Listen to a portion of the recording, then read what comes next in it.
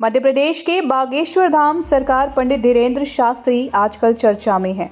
ये चर्चा नागपुर से शुरू हुई जब पंडित धीरेन्द्र शास्त्री पर अंधविश्वास फैलाने का आरोप लगा। अंधश्रद्धा निर्मूलन समिति ने कहा कि जब बागेश्वर धाम सरकार को चमत्कार साबित करने के लिए चुनौती दी गई है तो कथा बीच में ही छोड़कर वह चले गए। इसके बाद पंडित धीरेन्द्र शास्त्री का भी बयान आया। उन्होंने चुनौती देने वालों को रायपुर बुलाया, जहां अभी उनकी रामकथा चल रही है। शुक्रवार को पंडित धीरेन्द्र शास्त्री ने कई मीडिया कर्मियों के सामने चमत्कार करने का दावा किया।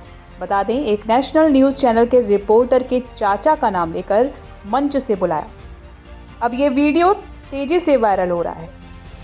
पंडित धीरेन्द्र शास्त्री के अनुयायी इसे चमत्कार मानते हैं। बागेश्वर धाम सरकार पंडित धीरेन्द्र शास्त्री की कथा के दौरान लोगों की समस्याएं सुनने और उसका समाधान करने का दावा किया जाता है।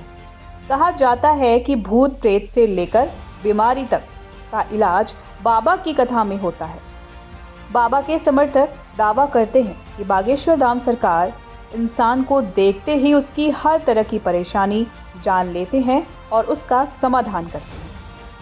वहीं बागेश्वर धाम सरकार का कहना है कि वह लोगों की अर्जियां भगवान तक पहुंचाने का जरिया मात्र है, जिन्हें भगवान सुनकर समाधान देते हैं। इन्हीं दावों को नागपुर की अंधश्रद्धा निर्मूलन समिति ने चुनौती दी। यहीं से विवाद की शुरुआत हुई। छतरपुर के पास एक जगह है गड़ा, यहीं पर बागेश्वर धाम है। यहाँ बालाजी हनुमान जी का मंदिर है।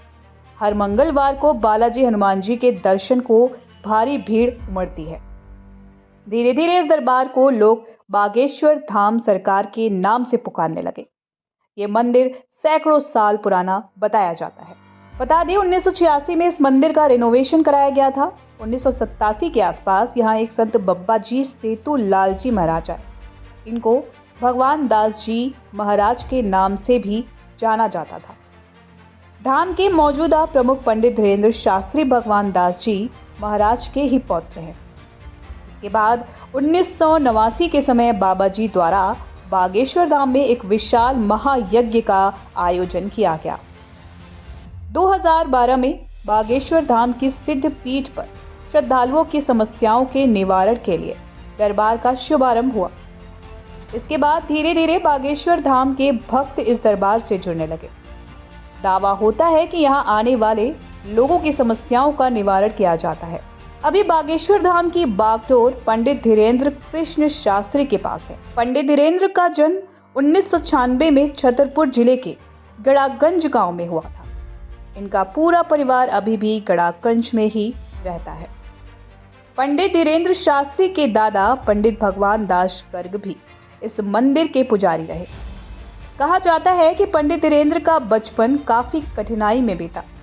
जब वह छोटे थे तो परिवार की आर्थिक स्थिति इतनी खराब थी कि एक वक्त का ही भोजन मिल पाता था। पंडित धीरेन्द्र शास्त्री के पिता का नाम रामकृपाल गर्ग और मां सरोज गर्ग है। धीरेन्द्र के छोटे भाई शालिग्राम गर्ग जी महाराज हैं। वह भी बालाजी बागेश्वर धाम को समर्पित हैं। मीडिया रिपोर्ट्स के अनुसार पंडित धीरेन्द्र शास्त्री ने 11 साल की उम्र से ही बालाजी बागेश्वर धाम में पूजा पाठ शुरू कर दी थी। पंडित धीरेन्द्र शास्त्री के दादा ने चित्रकूट के निर्मोही अखाड़े से दीक्षा ली। इसके बाद वह गड़ागंज पहुंचे थे। बागेश्वर धाम प्रमुख पंडित धीरेन्द्र शास्त्री हमेशा एक छोटी गदा लेकर चलते हैं। उनका कहना है कि इससे उन्हें हनुमान जी की शक्तियां मिलती रहती हैं। वह हनुमान जी की आराधना करने के लिए लोगों को प्रेरित भी करते हैं। पंडित धीरेन्द्र शास्त्री कहते हैं कि वह किसी तरह का कोई चमत्कार नहीं करते हैं। वह तो सिर्फ बालाजी हनुमान जी के सामने लोगों की अर्जियां लगाते हैं, जिसे बालाजी स्वीकार कर लेते हैं। इससे आम लोगों को फायदा होता है। अंधविश्वास का विवाद सामने आने के बाद भी पंडित धीरेन्द्र शास्त्री ने सफाई पेश की। उन्होंने कहा कि वह अपने दरबार में किसी को बुलाते नहीं हैं। लोग खुद की मर्जी से आते हैं। वह तो सिर्फ लोगों की अर्जियों को भगवान के सामने रखते हैं। बाकी सब कुछ भगवान की तरफ से ही होता है।